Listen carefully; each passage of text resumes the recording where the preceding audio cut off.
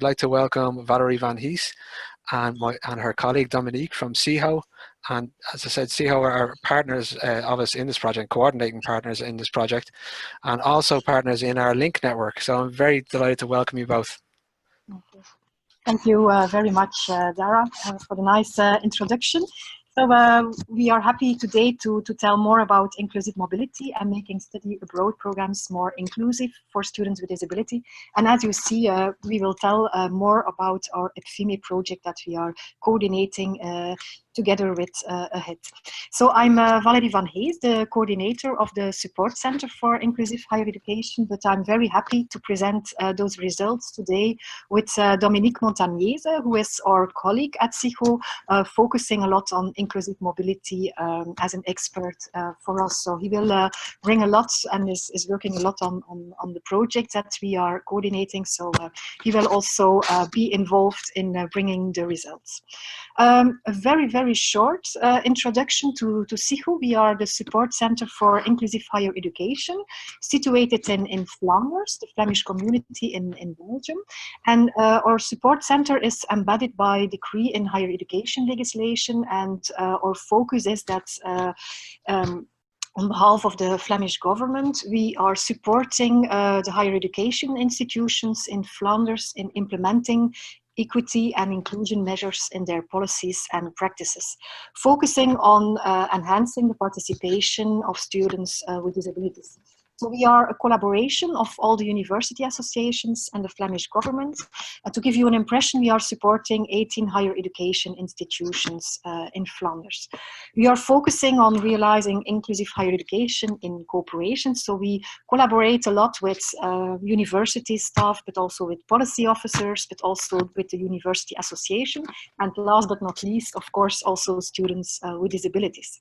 We have now a new covenant also for the next 5 years, and I'm very happy also to mention that our government also attach much importance to mobility.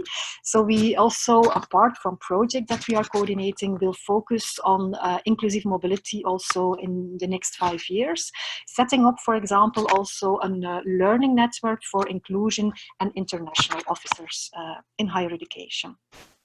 So we have a little bit also a question for you, and Dara will also launch a poll on that. But for us, it's important a little bit to know how experienced you are with organization of mobility opportunities for students with disabilities. If you are not experienced, really experienced, even expert or somewhat experienced, we are very happy to hear about that. So maybe you can fill out the poll at this moment. So I can see, Valérie, so there's still some people coming in from the poll there. So just while that's dropping in, like how does it work for a session like this when you're trying to deal with a broad audience? Because I can see that there is a very mixed experience in the room. How are you going to get your key messages across here? Okay, we will try to bring that to all the levels, because we have made a PowerPoint with graphs, but also with the highlights that are important for the different stakeholders. And I was happy to see in the chat also, Dara, that we have inclusion officers, but I also noticed that we also have some international officers. And I also mentioned, noticed that we have also a lot of lectures. It's great. It's great to see that there's lots of different roles really interested in this topic as well, because that's what we really want, isn't it? So I'm going to leave you to discuss the poll results there, Valérie. Yeah. Okay, so what we see is that a lot of people, we see 40% is not so experienced at all with inclusive mobility, and that 32% is somewhat experienced, and there are also a little bit people who are not sure or really don't can mention exactly how experienced they are. So we will give really a comprehensive introduction to you that you surely will have the first steps towards recommendations on how to improve inclusive mobility in higher education. Okay, that's great. So today we will bring a first glimpse of the EPFIME project, enhancing a thought-out policy and framework on inclusive mobility across Europe. As said already, we are cooperating in this project with AHEAD. It's important to notice that this project is a project funded by the European Commission in the Bologna Call. So it's a project in which we are cooperating with ministries of education across the European higher education area. And the coordinator of the project is our own ministry, the Flemish Community Education and Training. We are cooperating in this project, and that's also important to have, that we also are cooperating with the Erasmus student network. So we really have also the student voice involved in this project, and ESN has already done a lot of projects also on the topic of inclusive mobility. And we are, of course, happy to have also two Irish partners next to AHEAD. We also have the Irish University Association. And if you see the consortium, it's great to see that we have the different stakeholders involved, because that's also the approach that we are taking in this project. First of all, in the project, we want to establish a policy framework at the European level to enhance the participation of students with disabilities in higher education. But we notice that there's a lack of information and a comprehensive view on the different stakeholders, their needs. And one of the topics that we started in the project was a research part. And we examined the student perspective. What do students with disabilities say? What are their needs, the barriers that they encounter? But also what's the viewpoint of higher education institutions? And also what are the needs of ministries of education across the European higher education area. Today we will focus on the student surveys and on the university surveys. We will publish soon an article also in the AHEAD magazine, and there we will also focus on the ministry survey. But today you will have a comprehensive overview of the student part, and I'm happy to give the floor to Dominique to present the student surveys. All right, thank you, Valérie. Hi, everyone, from my side as well. So as Valérie introduced already, I'm going to present the student survey, and she will take over for the higher education institution survey. So regarding the student survey, we are very happy to have a quite nice sample. We received 1,134 answers of students with disabilities all around Europe. In more than 30 countries. So we are very happy with this number, because it's usually not easy to have a lot of students with disabilities answering such surveys. They represent 30 countries. You can see a little bit the list of countries. There's both the image and the text. We have received a lot of answers from Belgium and the Flemish community in particular, which makes sense because we are coordinating the project, so we were a bit more active. But also Ireland has been very participative here. We have almost 150 students with disabilities who have answered. Out of the sample, we have a little bit every type of disabilities that are represented. The most represented one being students who declare themselves as having dyslexia, with almost 30%, almost 20% with chronic illness, and physical disability and autism with 15%. But you can, yes, in general, the sample is quite representative of all types of disabilities. We have really a lot of different types. We started this survey by asking if a student had a mobility experience, and 22% of them declared that they went abroad for studies or for traineeship abroad. 41% declared that they have plans to go abroad. They haven't been yet, but they want to. So it's a total of 63% who either have been mobile or will be mobile and will go abroad, or want to go abroad at least, which is quite a high number, quite a high percentage compared especially to the actual number of students with disabilities who actually go abroad. So that shows that there's a big interest. The duration of mobility that they undertake is usually 1 semester, between 3 and 6 months. Almost half of the respondents said so. We can see that short mobilities have an appeal as well, with 16% for both 1 to 3 months and less than 1 month. So short mobilities are also, in this case, quite appealing to students with disabilities. Part of the students who have been abroad, the most represented disabilities are dyslexia, chronic illness, physical disability, autism and visual impairment. with respectively 40%, almost 30%, and 25%. So we also wanted to see a little bit which type of disabilities have easier access to studying abroad, let's say. We asked a question about disclosure. We know that disclosure is a very important step in the experience of students with disabilities in higher education, and 71% declared having disclosed disability at their institution, and 29% have not. When we asked why they have not disclosed this disability to the institution, 39% answered that they were not asked by the institution, which is quite an interesting result in our opinion. 34% believed that it was not important, didn't think it was important, and 25% didn't do it because they didn't want to be labeled. And that's also very interesting from our perspective to hear the student point of view on that.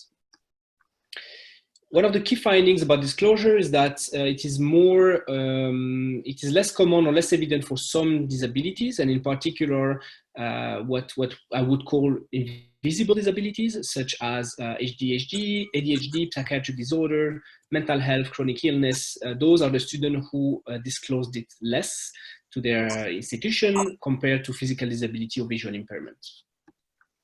And among those who disclosed the disability, quite a high percentage, 62%, disclosed it both at the home institution where they study usually and at the host institution where they went abroad. But 32%, and that's also very interesting, disclosed it only to the host institution. Sorry, only to the home institution. So going abroad, they didn't tell the host university that they have a disability.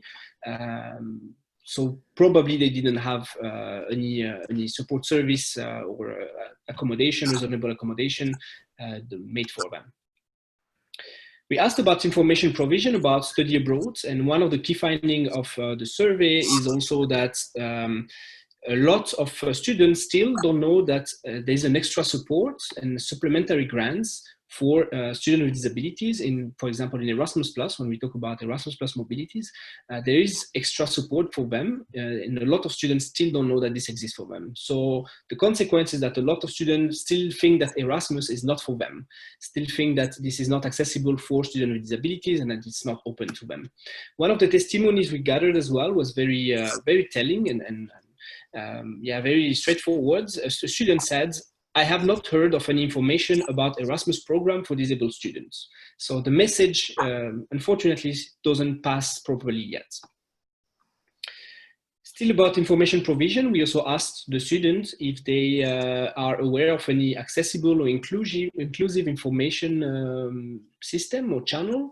And we have found that 32% of the students believe that they received information about going abroad in an easy to read document, but only 9% have had this information through videos with subtitles, for example, or only 5% with brochures in Braille or videos in sign language. So again, we see here that there is maybe a lack of information provision done in an accessible way to encourage students to go abroad, even though they might think it's not for them. We asked about the barriers to mobility and why, if they have experienced barriers, and 41% said that they did have experienced barriers, and 49% said they don't. The most typical barriers faced by students were the lack of information about how accessible the host institution would be, that's 56%, the lack of support services from the home institution during the preparation of mobility, 50%, and 40% lacked the information on how the city also would be accessible, how the host city. So if I'm a student and I want to go to Barcelona, I maybe I don't know where to find information of the accessibility of the city of Barcelona itself.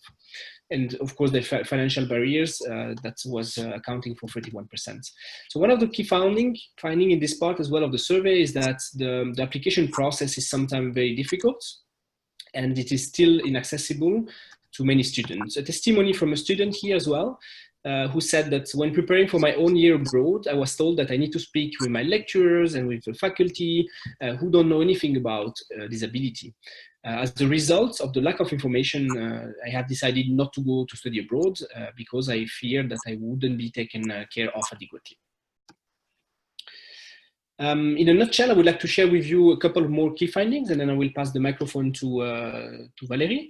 We have received a lot of information about the lack of accessibility criteria, and students really look at accessibility criteria when choosing to go abroad. Be it for the city, be it for the university, be it for the campus, the transport, the housing, they do want to know what is expected, what they can expect to their host city, and they don't find this information at the moment.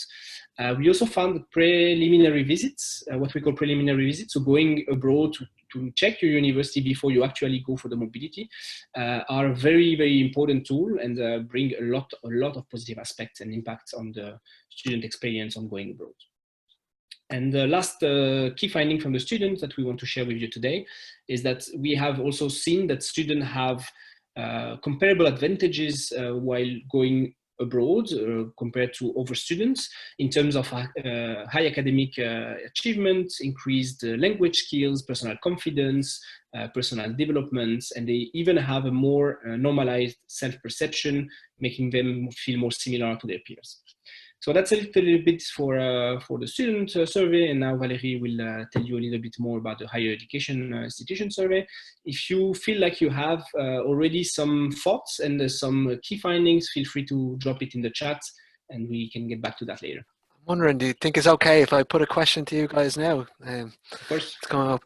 I'm just wondering about the surveys on if you experienced when you were undertaking the analysis big differences between the different countries, the different territories, in and how where they were at, I suppose, on this topic and how they perceived issues around disability and inclusion. And I don't want you to necessarily name and shame countries, but No, we indeed have, because we also had a large participation of students with disability from Flanders, for example. So we have done effectively some analysis in the countries, but we have seen that there was no much influence about that. I think that in every country the information doesn't reach enough the students, that information is not accessible enough. So we have seen that even we had a large participation, for example, of Ireland and the Flemish community, that are already systems who have much of inclusion measures already in their policies. And we see in those countries also that students have needs that we have to take in account further to make study abroad programs more inclusive. I suppose that makes the job of the project at least somewhat manageable, because you have a message you can communicate across Europe. I'll let you guys get on. Okay, so I'm happy also to bring today a glimpse of the higher education institution surveys. We reached 140 universities have answered also the surveys from 22 countries. We had a lot of response, for example, of course, from the Flemish community, because we really asked our universities to cooperate in this project. But we had also other countries like Italy or Germany who have also a rich response also in this survey. When looking at the information we gathered a lot of information about higher education institutions, both on their procedures on studying with a disability at the universities, but also a lot of information about internationalization and disabilities. And now today I will focus only on some highlights of the policies and strategies on inclusive mobility. So what we saw in the results is also that 32% of the universities state that they have something mentioned in their institutional strategic plan about studying with a disability abroad. So that's not very much. We see that a lot of institutions don't have mentioned anything about studying with a disability in their internationalization strategy, and even also a lot of international and inclusion officers are not sure if if there's something mentioned. So that's a really important figure, we think. And also we asked focus because in Flanders, for example, we have some targets in mobility to enhance the participation of students with disabilities. So we also asked if institutions have also targets for students with disabilities to participate in mobility programs. And yeah, you can see that only 13% of the institutions across Europe have indicated to have some targets regarding studying with disabilities in mobility program. We also had a testimony here of one of our universities who stated that in their inclusion and internationalization plan that there's a lot of attention, for example, to studying with disabilities and international experiences. You can see that they really are focused to have all students with disability abroad and to remove possible barriers. And what is interesting in that strategic plan is that they are focusing on both incoming and outgoing student mobility. So they are not only encouraging their students to go abroad, but they are also explicitly welcoming students with disability at their institution.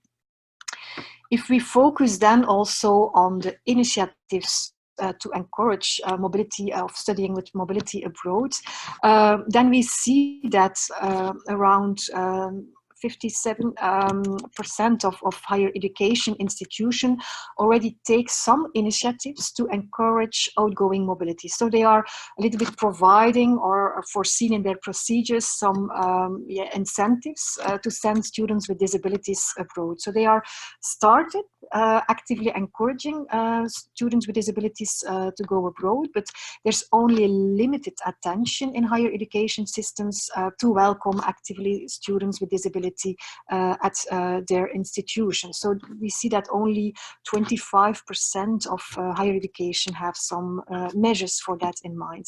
We have also here a good practice of one of our universities in Flanders, that's the KU Leuven. That's a really large university in Flanders. And what have they done? For example, they have made a really detailed English website about studying with a disability at the KU Leuven.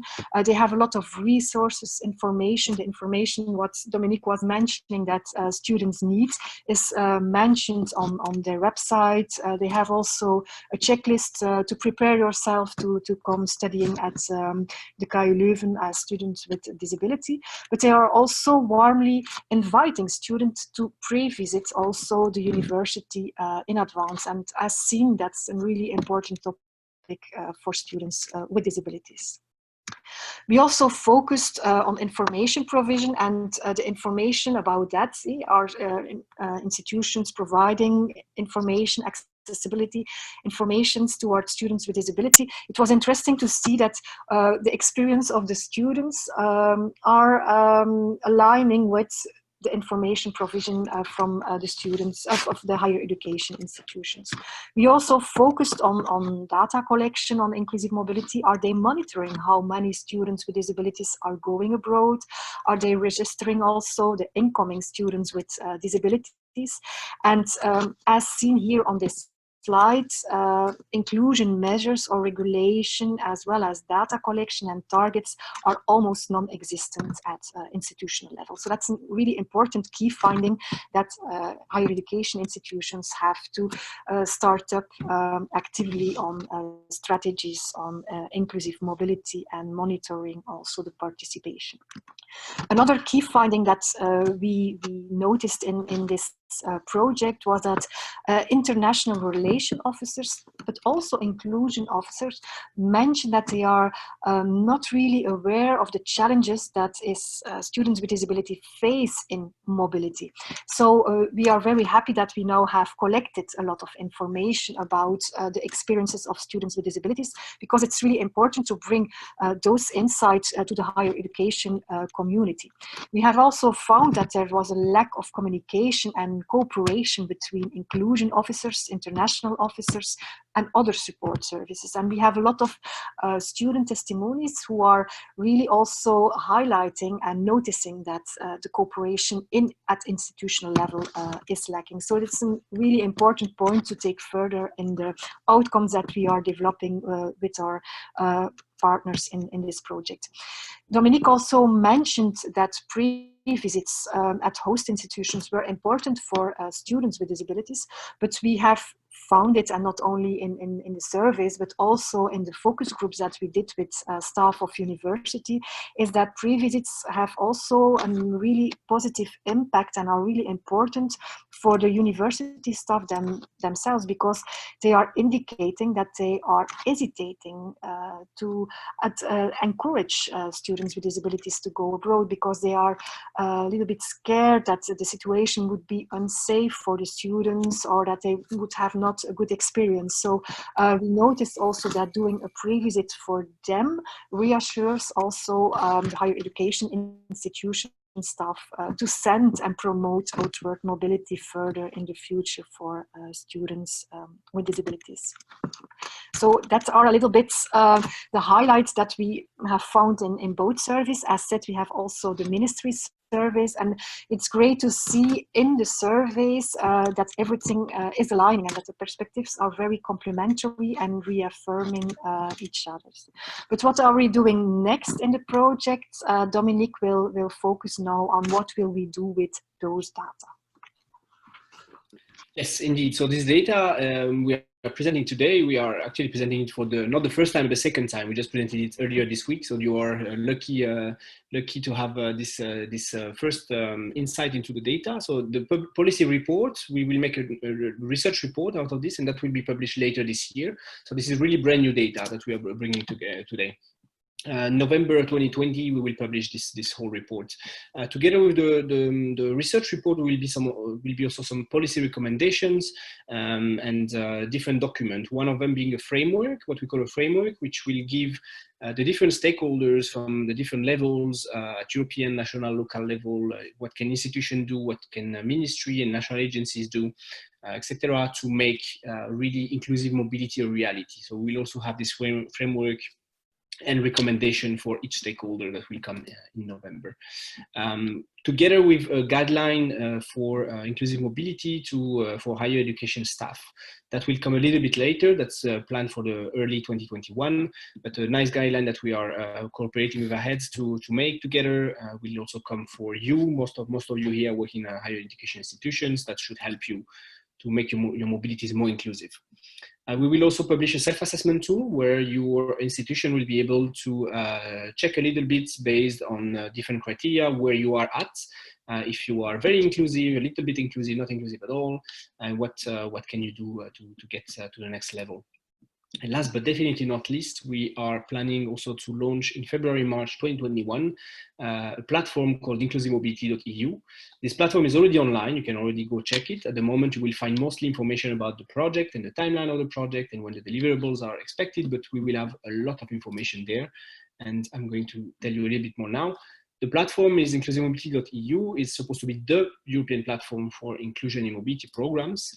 And there will be different information for different stakeholders and different people. So the students themselves, students with disabilities, will be able to find different information on how to prepare best their mobility abroad. They will find a little bit of regulations on different countries on people with disabilities and what they can expect. For students with disabilities, can they expect some grants, support services from the institution? Can they have a certain specific adjustments for their exams, to have more time for exams? Can they find certain tools, for example? So all this will be transparently published on the platform, and institutions and ministries are encouraged to publish this information on the platform. They will find also contact of disability officers, international officers, etc. So that should help hopefully the students to find the right information to go abroad. Universities and government and Ministry of Higher Education as well will also find relevant information there. Thank you, Dara. We also plan to have a part of the website for them with tools, concrete tools that I mentioned before, such as the guidelines, but also information about inclusion measures in different partners, universities in different countries, national grants and support services. So in the end, we aim really at creating one central platform for inclusive mobility to happen. So we are finishing here this session, and hopefully we still have a couple minutes for questions that I will tell us. If you want to follow a little bit more what we're doing, you can follow us on InclusiveMobility.eu, the hashtag InclusiveMobility you can use on social media. And the CHO has a very nice newsletter in English that you can subscribe to on CHO.be. We have a couple of reflection questions for you today, and we invite you to start answering them already in the chat box if you have some thoughts, or you use Twitter to answer them. The first one is, what is a key finding for you today? Did any of those results that we presented strike you? Can you relate to them, most importantly, from your experience? How is the situation at your institution? We want to hear from it, we want to know it. Third question is, what can you do at your institution to initiate a change tomorrow? What can you do tomorrow? What can you do next semester or next year? What takes a bit more time maybe? And if you want to achieve such a change, what can you do to do it, and who can help you in this process? So that's my last slide. Dara, the microphone goes back to you. Thank you guys. Thank you guys. What a wonderful presentation. I'm so impressed at the way that you have managed to work on this project to get a really bird's eye view of this situation from all perspectives, and the way you've done that has been really impressive to us as partners in the project as well.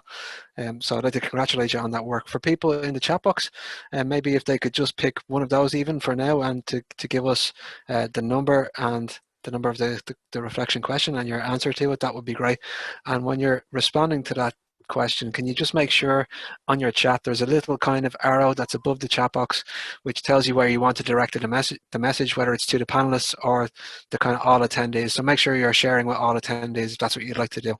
So just while we're waiting to see if people are being shy today or whether they'd like to come in, I just wondered, in the surveys you had, you took the HEI, you took the ministries, you took the students. What did you find any disconnects between maybe what students' expectations were and what the ministries and the HEIs thought they were providing, or where did you find those gaps in between the two? It's not an easy question, is it?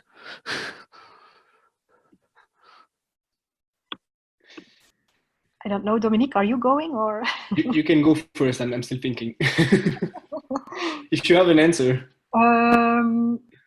Yeah, what I found mostly, what I was telling is what's striking was that, the perspective just align. I think that every partner has his challenges, and that was what we were seeing, that information, higher education institutions ask us, how do we have to do it, and learn us more about the barriers, and that they are lacking in providing information. And that's also the case at the ministerial level. They also see that they don't know what each department, for example, social welfare or other departments, do for students with disabilities, and is making the situation very confusing for students with disabilities. So for example, we reached 23 ministries of education, and if you see that the answer is aligning at those levels across the European higher education area, you see it also in the higher education service, then it's really important that we have the platform to publish the information, because you cannot make exchanges more inclusive if you don't know what the regulations are in other countries, and how you could find agreements to support the transfer of the support services to students. I think it's an important point that everything aligns and not much contradictions. Yes, indeed. If I can add just one thing, sure. I think one of the most striking results for me today, in this report, and when we're doing one of the focus groups, Valérie mentioned it briefly, but for me that was really like a wow moment.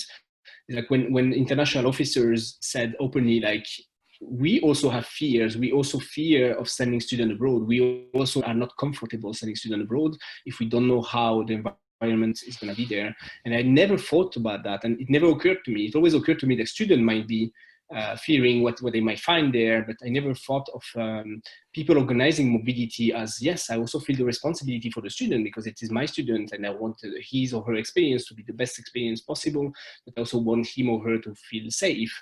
So this aspect never occurred to me, and I think that that's something that was very interesting to find out in this project.